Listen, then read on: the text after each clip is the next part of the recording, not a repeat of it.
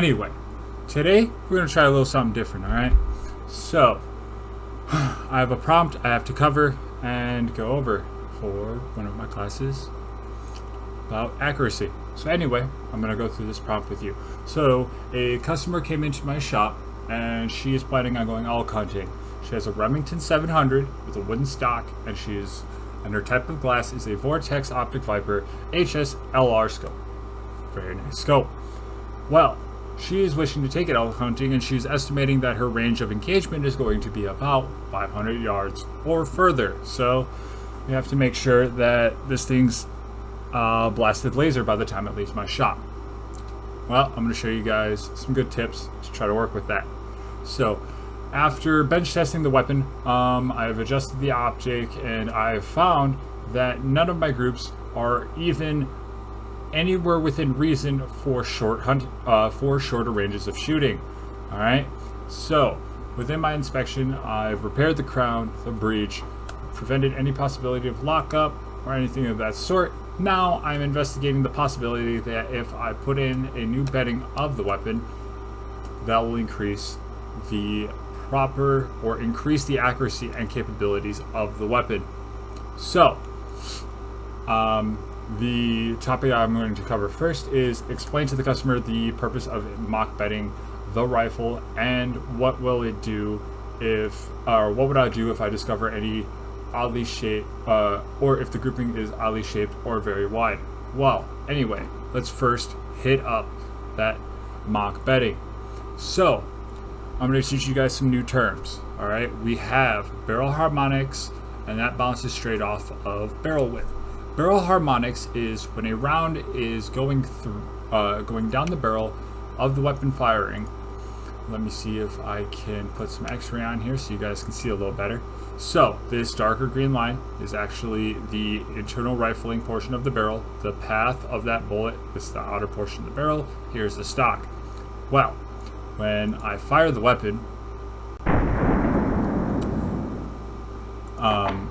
the actual force of energy that is coming down that barrel is forcing that the actual barrel to shake or wiggle, with lack of a better term, which is the term of barrel whip, because it mocks the shape of that.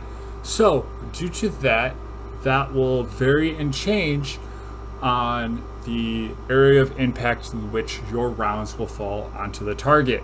So things that will impede or harm the natural barrel harmonics of your weapon may also hinder your ability to reach proper necessary accuracy that would be needed. So weapons that commonly have the barrel strapped to the stock, such as surplus bolt action rifles, such as military grade M16s and M4s, their apparatus to attach the front sight post to the handguard is attaching the actual barrel or impeding the barrel's natural harmonics from the chamber forward, which is where you would find the term free float barrel, where the barrel is just sitting kind of independently from the actual handguard and other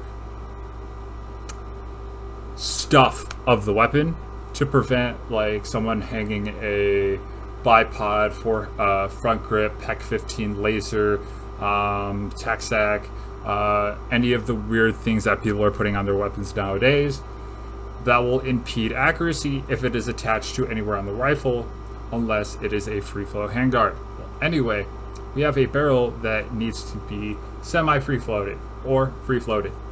So with that, since I still have this in X-ray, we see that there is a small but noticeable gap between the forend of the stock and the barrel. With that being present, with that being present, it will allow the barrel harmonics to properly dance and do what they need to do without them being impeded with this. So, since the stock is wood, and since wood is made up of lignin, which is still a semi-living capability or semi-living thing, because even though the wood is dead, it's still going to move and shape with humidity and natural atmospheric effects. So it might grow and expand and end up bumping into some portion of the barrel, causing it to have a slight flex or change. So, which is why it's commonly good to do a test, which I'm going to show you or explain later on in the video. So, also, things to look forward for when it comes to bedding, because bedding is not with the barrel, it is actually with the portion of the action that is shown here, including the barrel lug.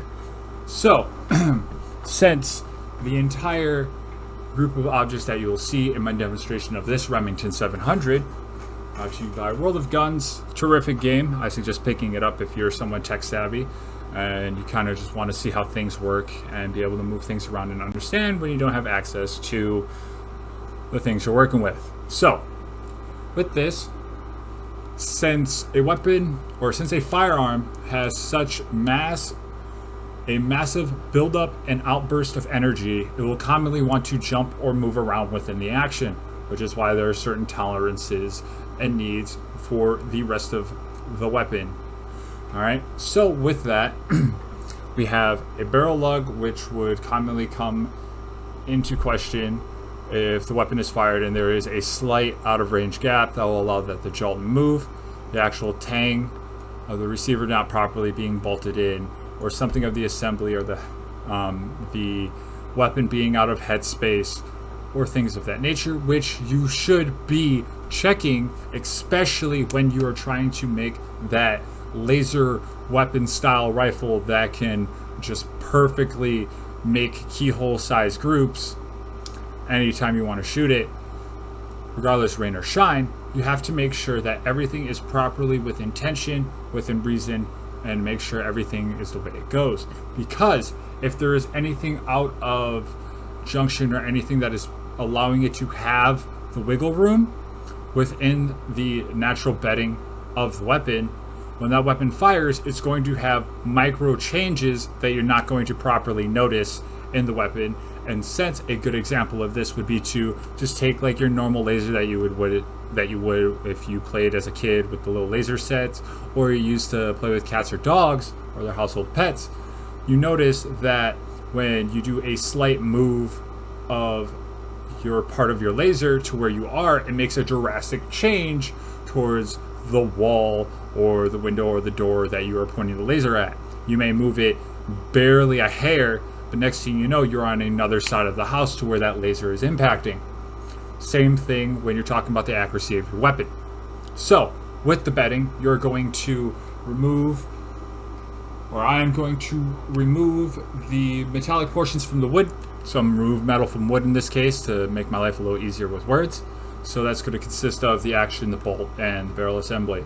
So with that, I'm going to place modeling clay or Play-Doh to block off areas I do not want my bedding compound to be in place, such as the magazine well, the area for the locking lugs, the area that receives the trigger assembly, and all the little holes for mounting the action to the actual stock. I'm going to ensure that those areas are properly blocked off. I am also going to go over the metallic areas to ensure that the bedding compound will not attach or go into or bleed into those holes into the weapon. All right, so I'm going to go over, I'm going to be out here, the areas that you would mount your scope. I'd go in there and cover that. I'd cover bolt face, internal screws, any little odds and ends that will impede and give me trouble in the long run, because this bedding compound it's some hardcore stuff, and it's going to be tricky to try to remove if you mess it up at this stage. So I'm going to remove, since I have removed the metallic portions of that, I'm going to place my bedding compound and ensure that it is not in the areas that I don't want it to be. Prior to this, I have already taped off the wooden areas of the stock.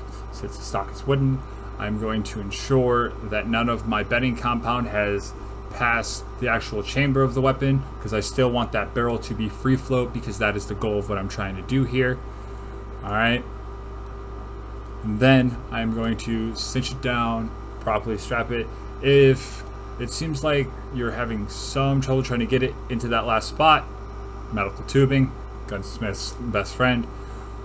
Cinch that down and properly wait to the manufacturer's specifications. All right, don't do it too early, because otherwise everything you just did essentially is useless, and now you have to go buy a new stock, or you're gonna have to sit there with a grinder and completely mess up your weapon, and it's not going to be a shade of anything near accurate. If anything, you probably just made a splintering pipe bomb next to your face. May it be from Brownells, may it be from Midway USA, may it be from some random country that you can't even pronounce the proper name of. Follow the guidelines to the T with this, let alone that if anything goes wrong, the liability is not on you, it's on the manufacturer. But following the instructions properly will make sure that you got a good job, which will bring a smile to your customer's face, which will bring you more money in your pocket, which would also bring a lot more happiness to the lovely shooting sports that we obviously support today. So from there, you're going to remove your action and ensure that your bedding compound is secure and is in the necessary locations that it is needed. You're going to remove your modeling clay and materials. You're going to ensure that none of the bedding compound has leaked into any areas that will actually impede with the removal and addition to it. After your proper inspection and cleaning of those parts, you're going to reassemble your weapon. If you're planning on shooting from a bipod or shooting rest, I suggest you mount that and apply slight pressure from the muzzle downwards. And then I suggest taking a US dollar bill, folding it in half, and attempting to slide in between the barrel and stock to ensure that the bedding compound or foreign debris or materials have not found their way in between the stock and the barrel itself. All right, you're going to ensure that it's properly cleared down to the chamber. All right, make sure you got that wiggle room. You can kind of floss it in between those two. Put the money back in your pocket because you're probably going to need it to buy the cold beer after you did such a terrific job. And then properly rest up the sight and reinsure your zero and everything you're seeking accuracy. Well, with question 2, what is the next I would check after I feel that I have properly secured the mock bedding and I did not receive the examples of the inspection that is necessary for, my apologies, I just started reading that and I don't know what happened there. But after I have properly secured, I am going to ensure that the mock bedding has did as necessary. Another thing that I'm going to try to drill in your head, I know this video is running long. Well, when you are trying to figure out your proper zero of the weapon versus yourself, there are two separate things there, because you could have it sit there on a rest, sit there all cinched down and act it up and do some Mythbuster thing where you pull the trigger with a string and you have laser dead accuracy in the moment you decide to put your eye behind that optic. It's shooting to left, shooting to right, shooting high, your entire shot groups are in a line, they're literally making a circle around your target. Follow the basic fundamentals.